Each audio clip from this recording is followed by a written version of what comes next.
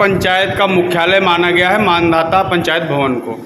हालांकि जहां तक मुझे जानकारी है नई जगह पे मुख्यालय बनाने का एक आदेश पारित किया गया जिसमें ज़मीन भी चिन्हित की जा चुकी है। फिलहाल में अभी यहीं पर अधिकारी बैठे हुए हैं, आवास के लिए शायद आवेदन किया जा रहा है और जनता की भीड़ है। ये जनता देखते हुए आपको नहीं लगता कि जनता के साथ अनियमितता बरती गई? इसके पहले जो कार्यकाल चले हैं उसमें इनको आवास से वंचित किया गया है। देखिए, मैं इस विषय पर बहुत नहीं जाना चाहूँगा। पहली चीज़ तो जनता की भीड़ इसलिए भी है कि बहुत से ऐसे लोग जो पिछली बार पात्रता सूची से बाहर थे, क्योंकि ग्राम पंचायत की पात्रता सूची और नगर पंचायत की पात्रता सूची में अंतर होता है। नगर में कुछ ऐसी पात्रता सूची में छूट दी जाती है जो ग्राम पंचायतों में नहीं होती है। तो ऐसे नए लोगों ने भी आवेदन किया और जनता है, जनार्दन है, एक एक घरों से 3-3, 4-4 लोगों ने आवेदन कर दिया, क्योंकि पूर्व में ग्राम प्रधानों द्वारा निश्चित रूप से अनियमितता बरती गई। मैं इस बात को स्वीकार करता हूँ, इससे इनकार नहीं करता हूँ। और बहुत से पात्र लोग छूट गए। अपात्रों को मिला ये उतना दुखद नहीं है जितना पात्रों का छूट जाना दुखद है। और जो भी पात्र लोगों ने आवेदन किया है, मैं विश्वास दिलाता हूं कि 100% पात्रों को इस बार नगर पंचायत में आवास प्रदान किया जाएगा। भारतीय जनता पार्टी के यशस्वी प्रधानमंत्री माननीय नरेंद्र मोदी जी की ये एक महत्वाकांक्षी योजना है और उन्हें प्रधानमंत्री आवास दिया जाएगा। ग्रामीण क्षेत्र को नगर पंचायत में जोड़ा गया है, मानधाता को नगर पंचायत बनाया गया है। यहाँ पर लगी 2 हाई मास्ट लाइट जिसकी मीडिया में खबरें भी प्रकाशित की जा चुकी हैं। अभी तक खबर के प्रकाशन के बाद भी हाई मास्ट लाइटों पर कोई वर्क नहीं हुआ, कोई काम नहीं हुआ। क्या समझा जाए, चुनाव के पहले तोहफे के रूप में हाई मास्ट लाइट सही करके जनता जनार्दन को मिलेगी या हवाई ही रहेगी? देखिए, जहाँ तक हाई मास्ट लाइट का सवाल है, कुछ चीज़ों में तकनीकी समस्याएं होती हैं।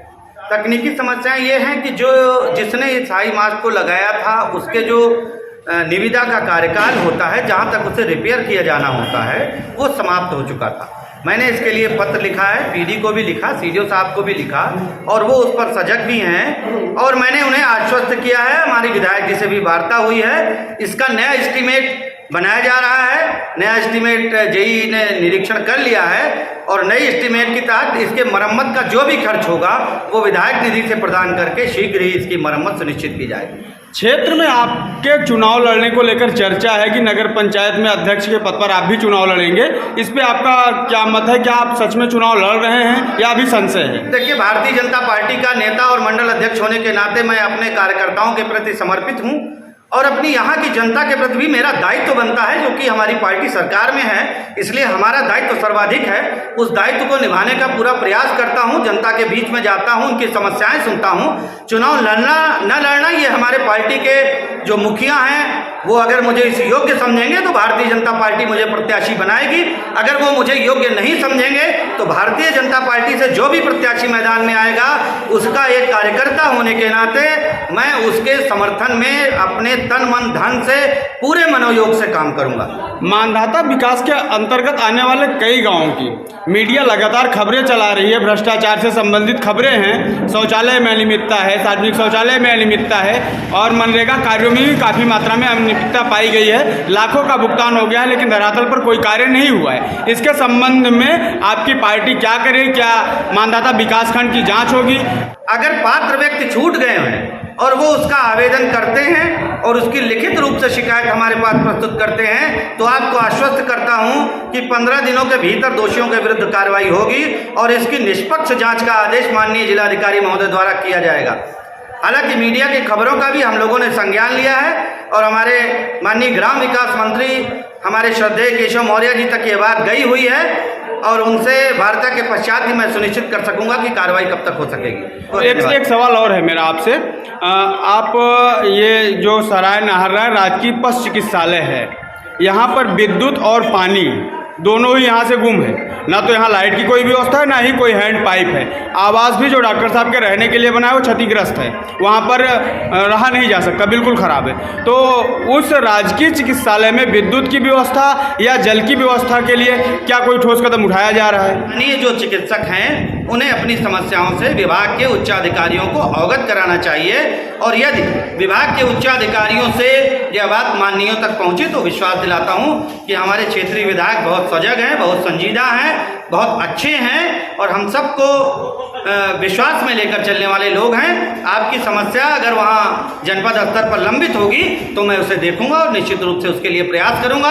आवश्यकता पड़ने पर यदि कोई तकनीकी समस्या न हुई तो विधायक निधि से भी उसका विकास कराने का प्रयास करूंगा। जैसे कि डॉक्टर साहब से मेरी बात हुई थी विद्युत को लेकर, उन्होंने कहा कि लिखित रूप में जेई साहब को शिकायती पत्र दिया गया है यहाँ पर विद्युत लगवाने के लिए, और जहाँ वहाँ की स्थिति देखने के बाद ये लगता है कि जब से वो राजकीय चिकित्सालय वहाँ पर बना हुआ है तब से वहाँ पर विद्युत की व्यवस्था नहीं की गई। लेकिन लिखित शिकायती पत्र देने के बाद भी विद्युत की व्यवस्था क्यों नहीं हो पा रही वहाँ? देखिए, पहली चीज़ तो मैं आपको ये बता दूं कि मैं भी यहीं रहता हूं और स्थानीय व्यक्ति हूं। बहुत ही अच्छा सरकारी चिकित्सालय, पशु चिकित्सालय वो बना था।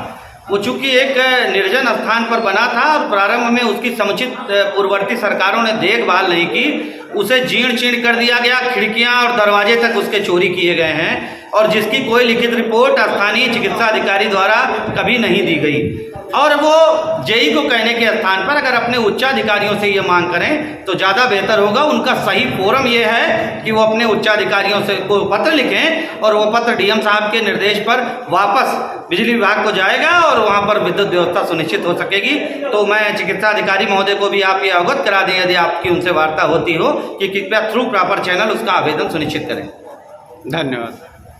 और एक बड़ा सवाल जनता के मन में चल रहा है कि जिस तरह ग्रामीण क्षेत्र में अभी तक ग्राम सभाएं बटी हुई थी, नगर पंचायत से जोड़ा जा रहा है, तो क्या विकास की धारा बहेगी और किस तरह नई विकास की धाराओं से ग्राम पंचायतों को जोड़ा जाएगा? नगर पंचायत में जो ग्राम सभाएं सम्मिलित हुई हैं, क्या नई चीज़ें होने वाली हैं यहाँ पर?